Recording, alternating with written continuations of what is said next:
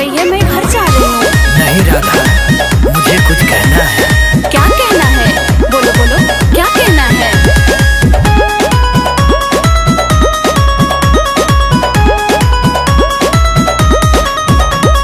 कल मेरे घर राधे गोकुल में आना, माखन का केक मेरे हाथों से खाना।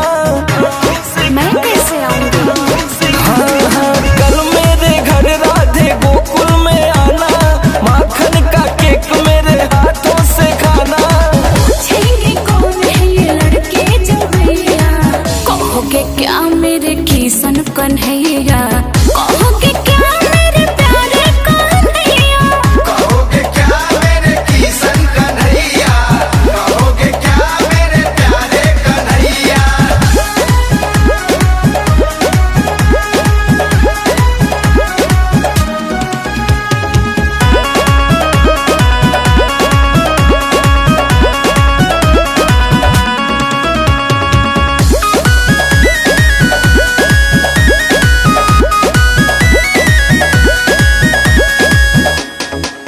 रात हो जाएगी कान्हा, पहुँचा दूंगा घर राधा, पहुँचा दूंगा घर। ऐसे जिद ना करो।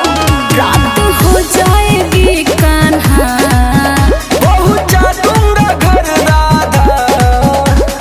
देख लेंगे बरसाने में तुमको भैया, कहोगे क्या मेरे किशन कन्हैया, कहोगे क्या मेरे प्यारे कन्हैया।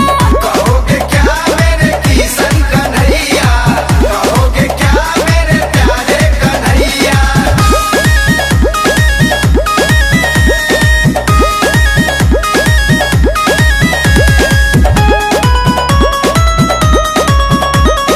क्या हुआ कान्हा, क्यों नाराज हो गए?